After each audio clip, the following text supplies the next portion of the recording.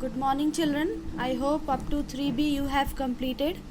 3C is easy. Just see the properties. First properties. The ending digit, that is the digit at unit place of the square of a number is 0, 1, 4, 5, 6. Then it will give square number like 11 square. So 11 square unit digit is 1. So it is a perfect square. 11 perfect square is 121. 4 square 16. Means the number ending the digit 0, 1, 4, 5, 6 in unit digit.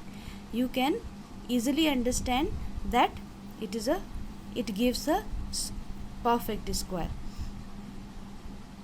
Okay, so just see here. First property. Now second property, a number having 2, 3, 7 or 8 at its unit place is never a perfect square. 2, 3, 7, 8. 2, 3, 7, 8. It will never give a perfect square number, children. Okay.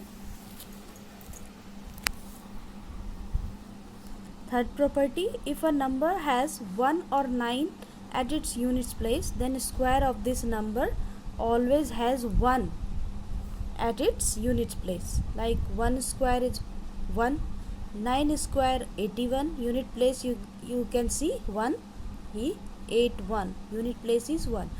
11 square is 1, 2, 1, unit place is 1. So in this manner all the properties you can understand, and through this property easily you can detect or find out the perfect square number. Fourth property also, if the digit at the units place of a number is 4 or 6, then its square will always have what is 6 at its unit place. Just see, 4 square is 16, unit place is 6. No, 6 square is 36, unit place is 6. So in this manner you will remember and can find out the perfect square number. It is very easy way to do this also. Property number 5th, if a number ends with n zeros, its squares ends with 2n zeros. For example, n zeros means the number of zeros at the end of a square number is always even.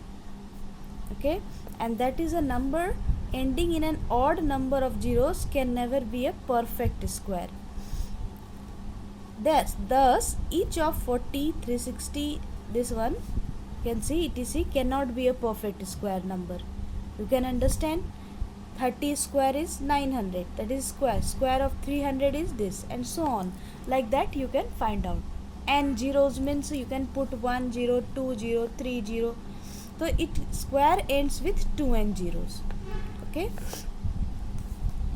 Sixth property, perfect square number leaves remainder 0 or 1 on dividing it by 3.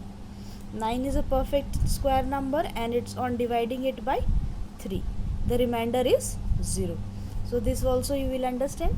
This property understand Pythagorean triplet. What is Pythagorean triplet?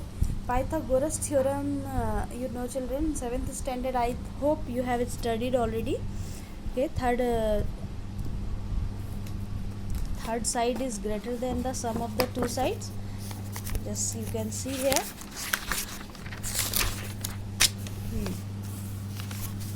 Through this triangle you can understand. This third side is the longest side. It is known as hypotenuse. And this is perpendicular, this is base, and this is perpendicular denoted as P. So A, B, C. AB square plus BC square equal to AC square. This is Pythagoras theorem, children. This is called Pythagoras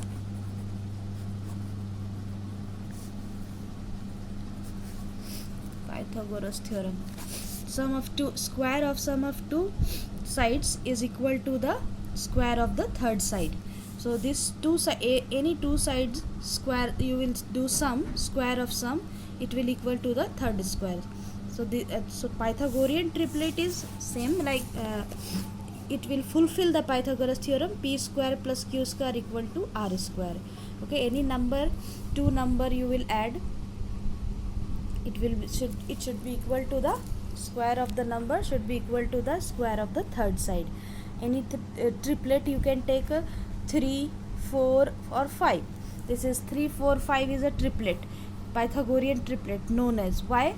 When you will add 3 square plus 4 square equal to 5 square, it should be equal to LHS equal to RHS. Okay, 3 square is 9, 4 square is 16, 5 5 is 25. When you will add, it should be equal to 25. 9 plus 16 is 25 and it is equal to 25. So this is known as Pythagorean triplets. Pythagorean triplet is sum of square of any two number should be equal to the square of third side. Okay, and the number which is not equal, both are not equal, LHS is not equal to RHS, that is known as, you can say it is not a Pythagorean triplet. Okay, so in this manner we have to find. Here last question asking, write 3 sets of Pythagorean triplets such that each set has number less than 30. You first try yourself. You will, if you are not able to do any questions in 3C, you can ask in group. Okay children, complete it. Tomorrow I will take the class of 4th chapter. I will start 4th chapter. So complete homework sincerely and send in my Gmail account. Okay.